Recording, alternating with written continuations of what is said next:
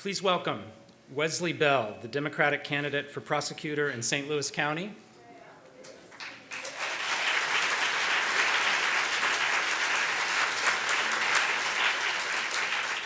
Miriam Aroni-Krinsky, Executive Director of Fair and Just Prosecution.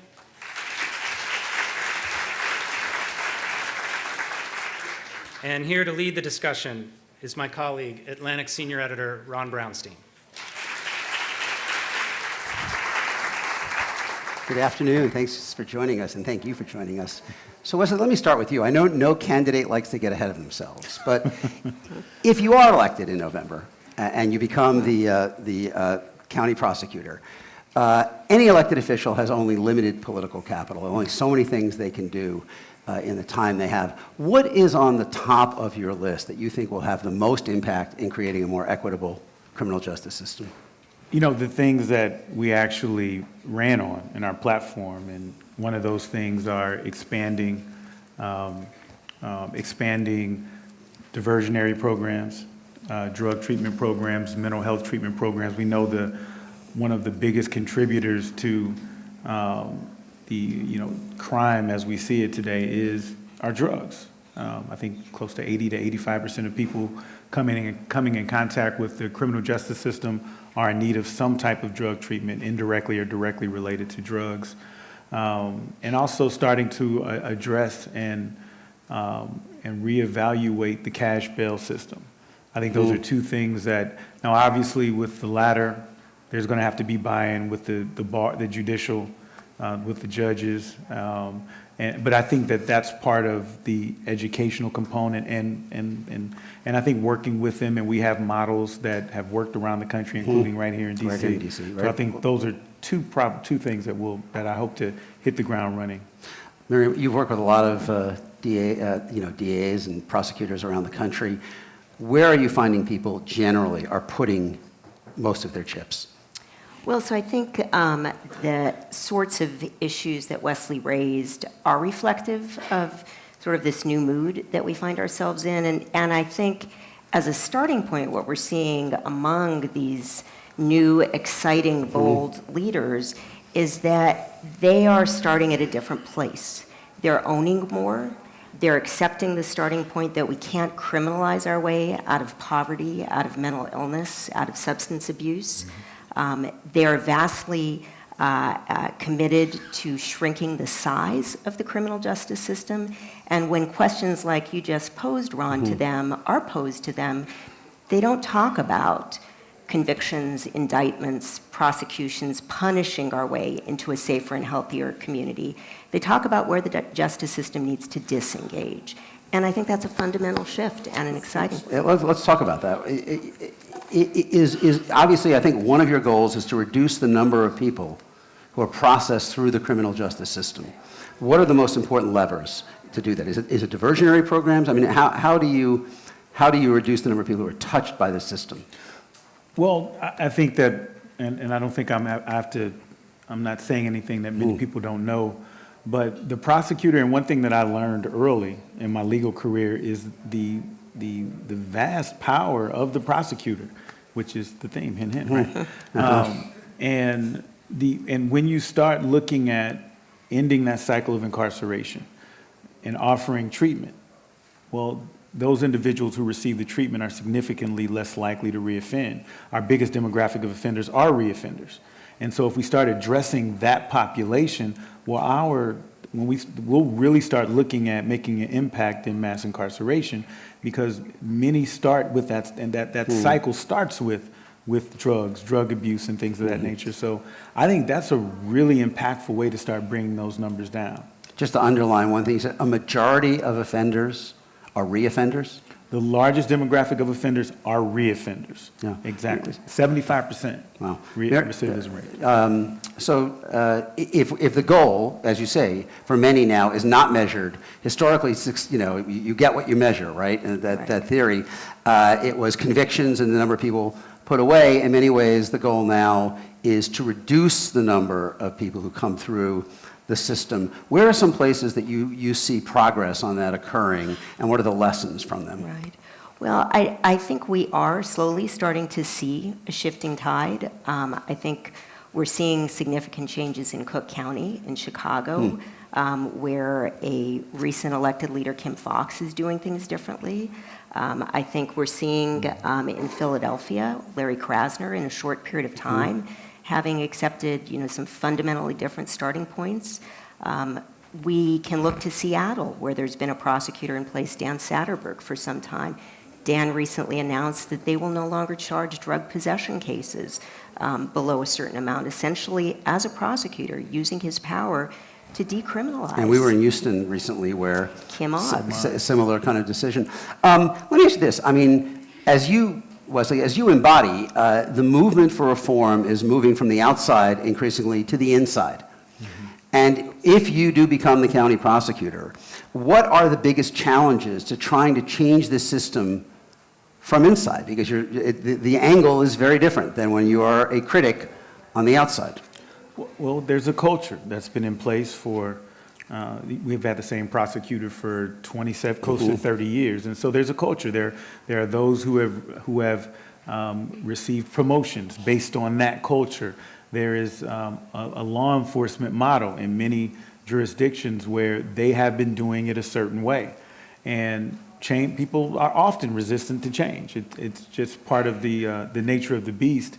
And so I think that changing that culture and educating people on the need to do that is probably going to be the biggest hurdle because, if you've been in your position for 10, 15 years, that takes work.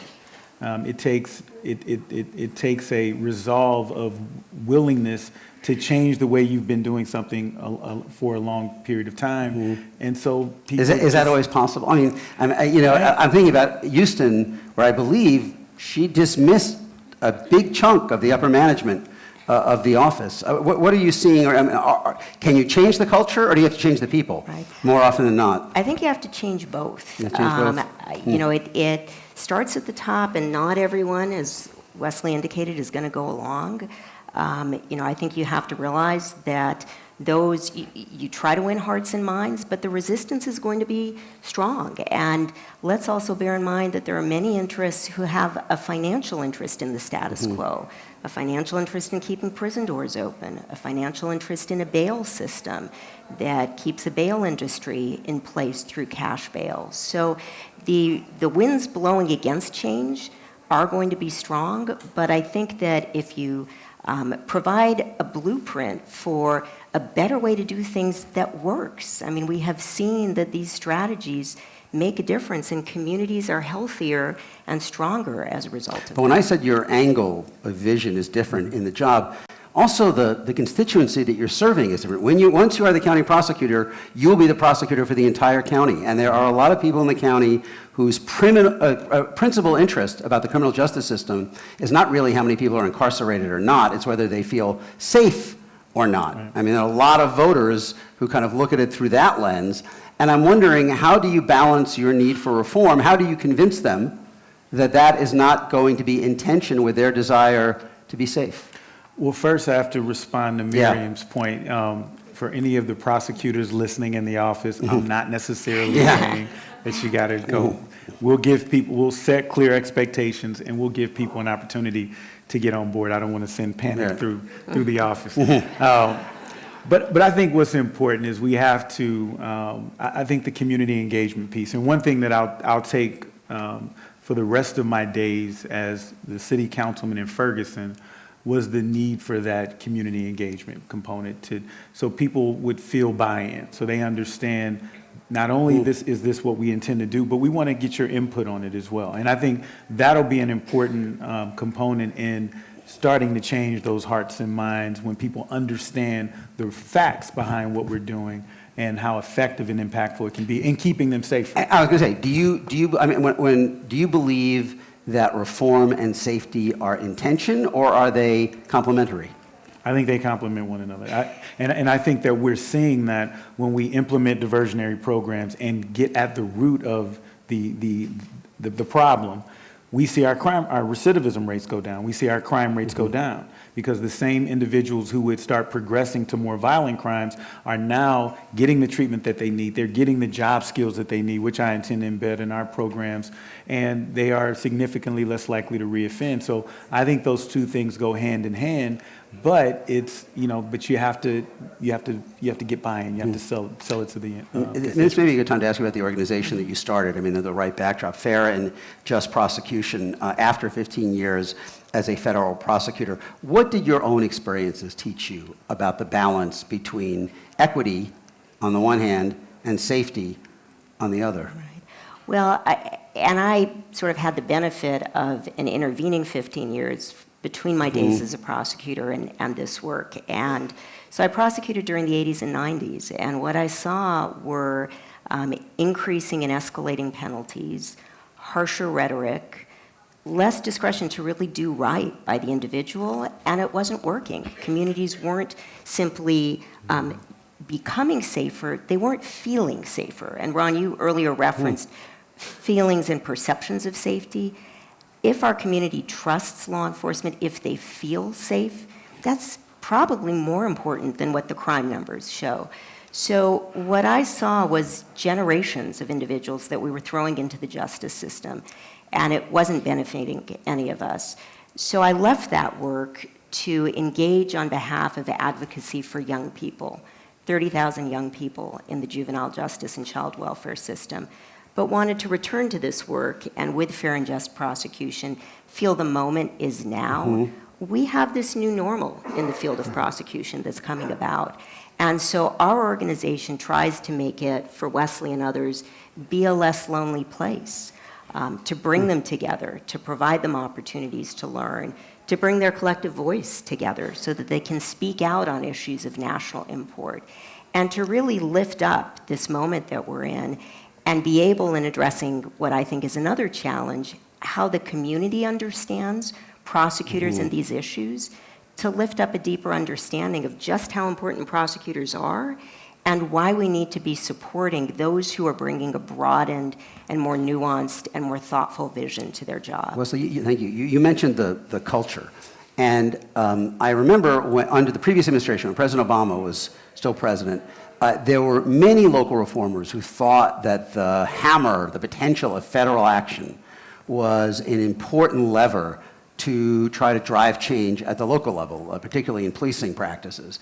Now that has essentially been withdrawn. I mean, under Jeff Sessions, Justice Department is out of that business for all intents and purposes. How does that change the equation for someone like you coming in? Does it change your ability to create momentum for change?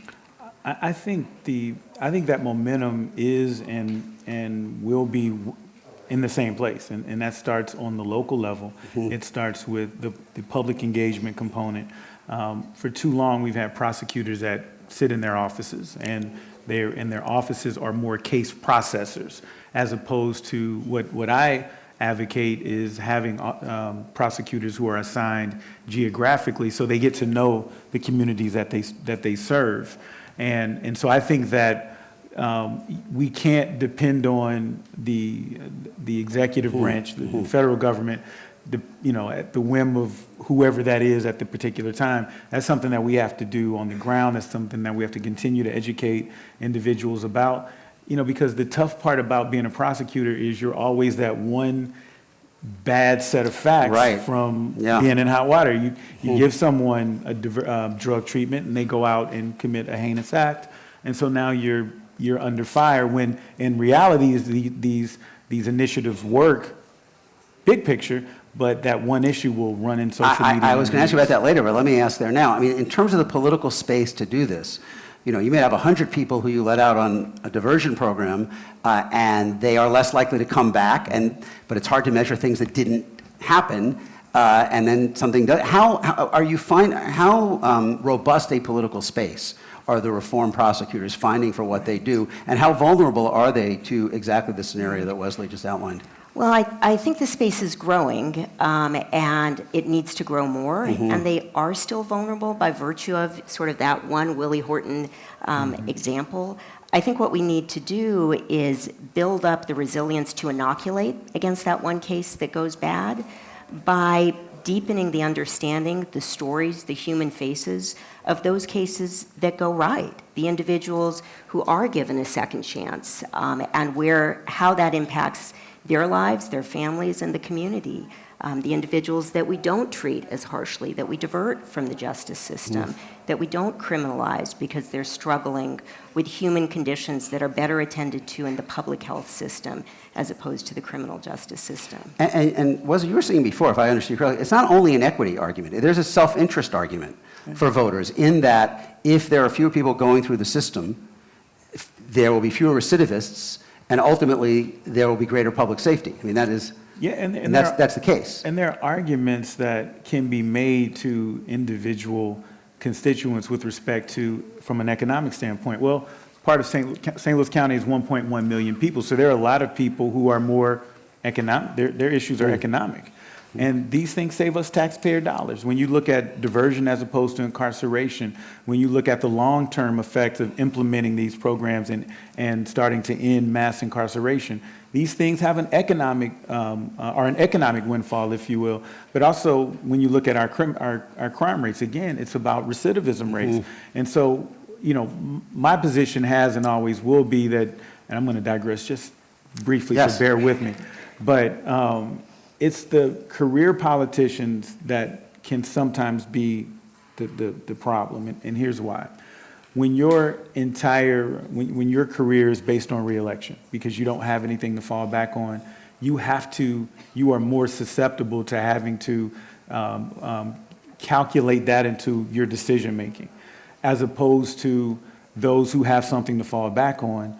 Well, now we can make decisions with a clear conscience. I love what I do. I teach at a local college. I work with young people, and so if at some point down the road voters tell me to go sit down, I'm happy going back to working with young people, and so I can navigate in a manner that I think is best, and I think is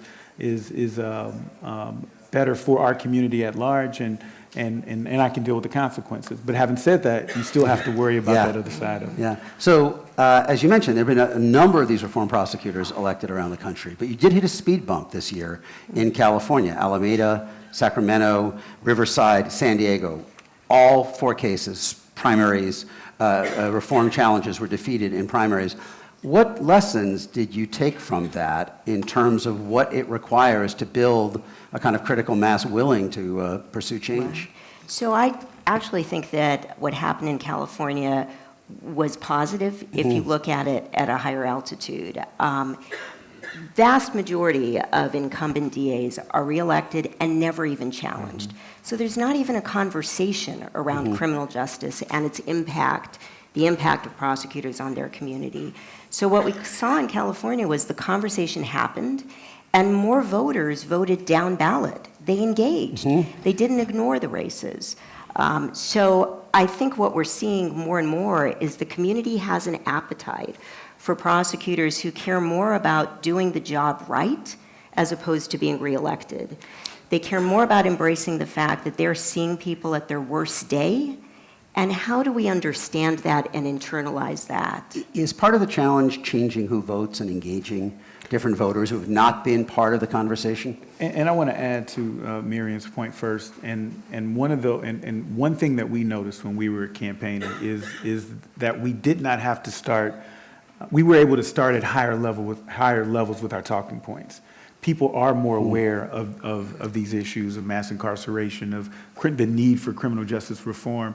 And so we were able to talk at a higher level as opposed to having to start from ground zero and explain everything. And I think that we had an advantage there because we had an incumbent who was not used to running and having to explain and defend his positions. And so we took advantage of that. We instigated these conversations. We forced these kind of conversations, and I think that awareness plays to the benefit of a lot of people around the country. Let me ask you, and we'll go to the audience in a moment. I want to ask you, I've asked you about kind of the challenge of reaching out to the voters and the internal constituencies that are skeptical of reform. Let me ask you about the flip side. I mean, you come out of a community that has become, a strong advocate strongly advocating for reform.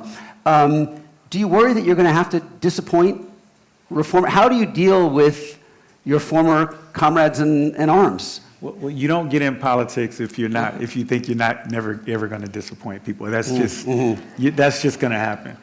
But I think the goal is to do what's right. And the narrative was when I talked about when we would talk about bail reform, cash bail reform. I can't tell you how many people said, he's just going to release everyone. No, that's not quite what we're talking about here. And so you're always going to have to deal with that. And I think the more that you focus on the engagement, the more that you focus on being visible and getting that message out, the more you have surrogates in the community that will push that narrative for you. But that starts with being visible. That starts with communication. To what extent have the reform prosecutors been able to hold the support of the groups that help propel them? Right. I think that, as Wesley said, it's probably not always about holding their support. It's about informing them of what you're doing and why, engaging them in the conversation, and being willing to do what's right, whether you have their support at all times or not. And in many ways, I think what we're hearing from communities is the process matters more to them than the result. Feeling that they're part of the conversation Absolutely. and not shut out is what they're yearning for, as opposed to a prosecutor who's always going to walk lockstep with them. Valuing their input as well. As you make policies, let stakeholders be a part of that process so that they have buy-in. So if it doesn't work, then they're not pointing their finger at you. They're looking at, okay, this is something we did that didn't work, and that's a lot easier to fix. The way your predecessor handled the shooting in Ferguson was obviously central to all of this. I should have asked you earlier, how will you deal with police shootings as prosecutor? Well, I've been clear. I think that you have to have special prosecutors when you are dealing with particularly police shootings. There is too close of a relationship between the prosecutor's office and law enforcement. And I can just use that from my own experience as a municipal court prosecutor. I work with officers all the time. Matter of fact, Clay Farmer, where you at, Captain Farmer? He's in here somewhere. He's one of the people that I've gotten to know very well, one of my best friends. And so if someone said that, hey, he's been accused of excessive force, well, Farmer's different. I probably believe it with him. But most officers, I'm joking. He's now left, Wesley. That's my ride too. The metro's over there. But it would be difficult for me to believe that about a friend of mine. And so I think that you have to take that off the table. And so that's what I intend to do. We're going to, and one thing we didn't talk about, transparency, which I'm sure we'll talk about shortly, but creating policies, letting the public know what those policies are. So when a situation like that, God forbid it does happen again, you already see the scorecard. You already see how we're going to handle that situation, and we're transparent, and that's what we follow. Let's bring in the audience. Do we have microphones? And we have a question. Hi, my name is Ariel Guerrero. Thank you both. So I'm glad we kind of started to talk about the police involved kind of component. So I'm just wondering what your thoughts are on the role prosecutors can play around police union contracts.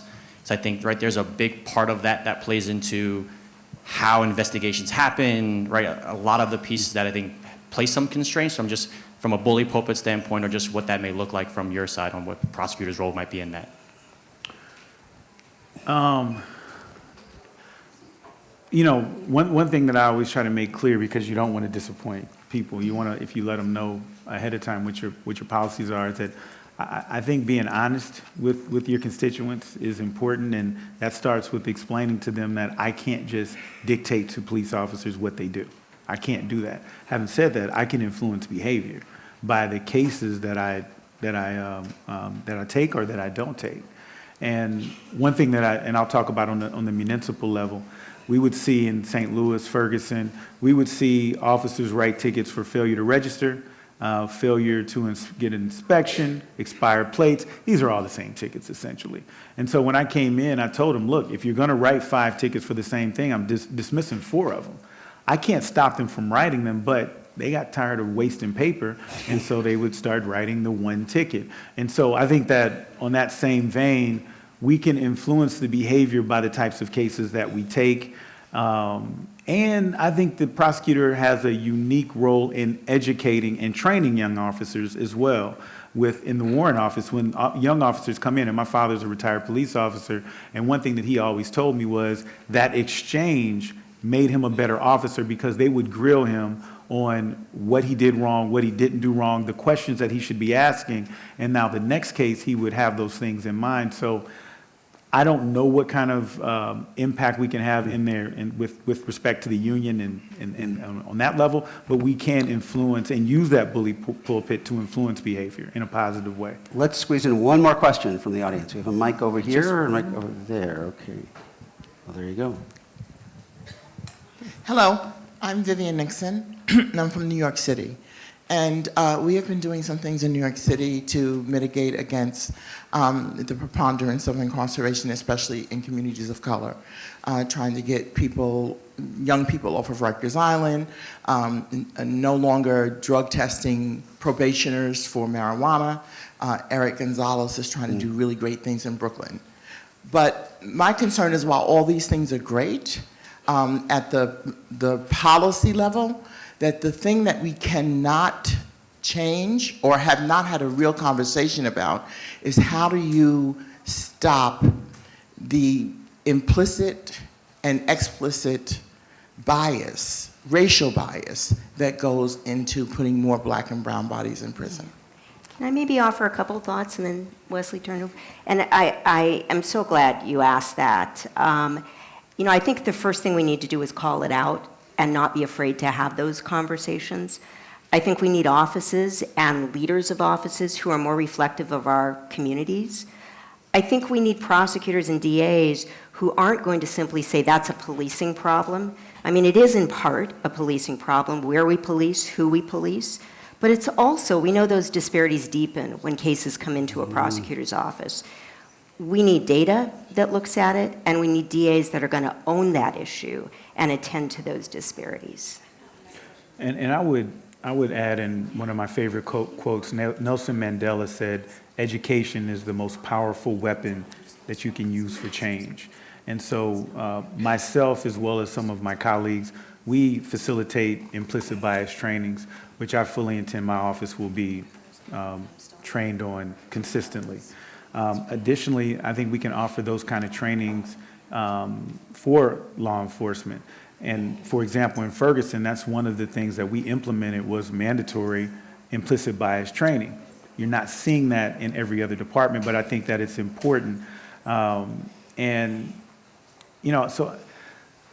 that is a tough one, but I do agree with Miriam's point that it also requires diversity, and not just racial diversity, but diversity of experience, education at the policy level to start identifying these issues and addressing them, because that's a tough one, because most people don't recognize that they have implicit bias. And I could probably ask this crowd who all believes that they have some implicit bias, and there'd be some people who wouldn't raise their hand when we all do. We all do, and that training is what helps us deal with and recognize it. Well, sorry, we gotta stop here. Join me in thanking Wesley and Miriam for a terrific panel. Thank you. All right.